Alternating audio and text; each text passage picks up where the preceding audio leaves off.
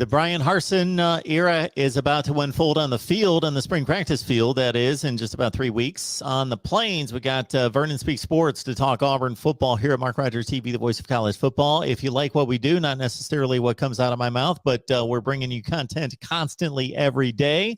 So even if you don't agree with me, please like the video, share them out on social media, and subscribe right here at the voice of college football. Hey, man, it's good to see you today. What's going on? Nothing much, man. It's definitely spectacular to be back on the show talking about Auburn football. It's always a funny story when I reflect back on our very first video now 2 years ago. And here we are still doing this thing together. Want to give a big war eagle to all the Auburn fans out there, and definitely glad to be back on the show today. It's always an honor.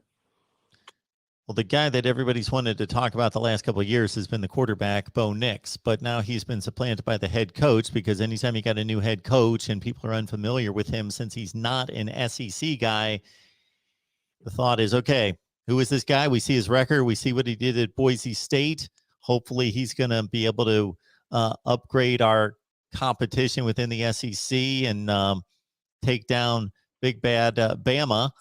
Your thoughts about the Bryan Harsin hire, what he has shown us thus far. And of course, we talked about it a little bit before we started to record. You mentioned recruiting, which definitely ended on a sour note under Gus Malzahn, but we see where Bryan Harsin and his staff have picked it up quite a bit.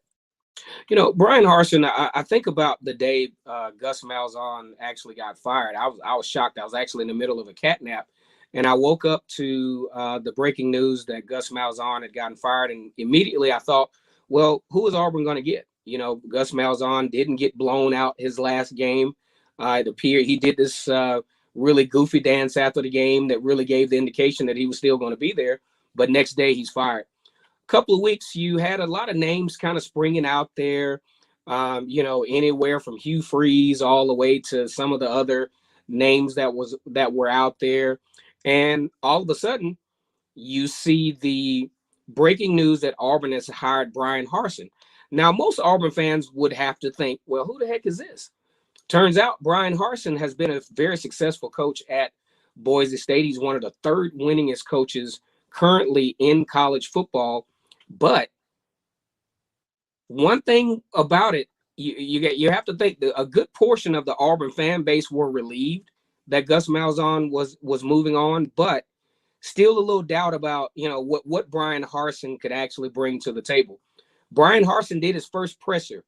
And when I tell you that first press conference kind of soothed the minds of the Auburn fan base, he talked a lot of good stuff. He talked a lot about development. He talked a lot about recruiting.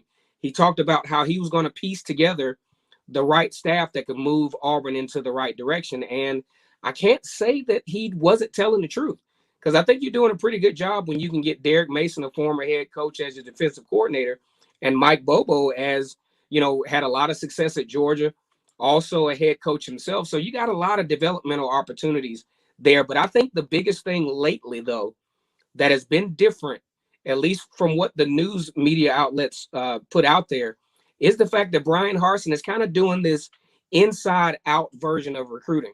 He's actually recruiting very aggressively locally. Matter of fact, he just landed a guy out of Auburn High School. I can't remember the last time Auburn, Auburn University got a guy from Auburn High School that is literally jogging distance away from the school if you're in good shape.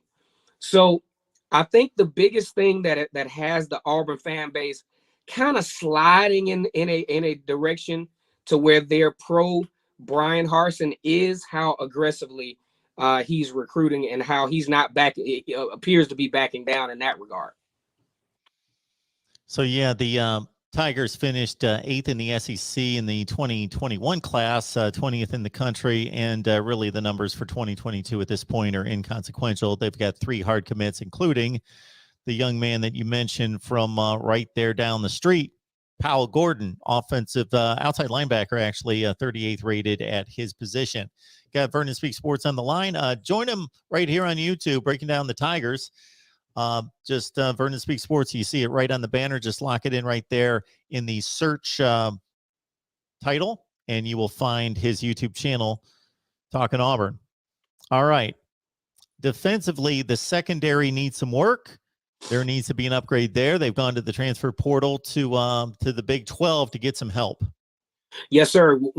And I wouldn't say the secondary necessarily needs some help, but I think from an experience standpoint, you know, they did a good deal in getting Dreshun out of West Virginia, who had some pretty good experience. He had some good reps at West Virginia, and then what I really like about him is the fact that in the Big 12, you're going to get tested a lot in the pass game. They tend to pass a little bit more in that conference, so he definitely has some reps as far as that goes. And what I'm predicting is that, you know, Roger McCreary, who has been a mainstay at the cornerback position, made some big plays even last year.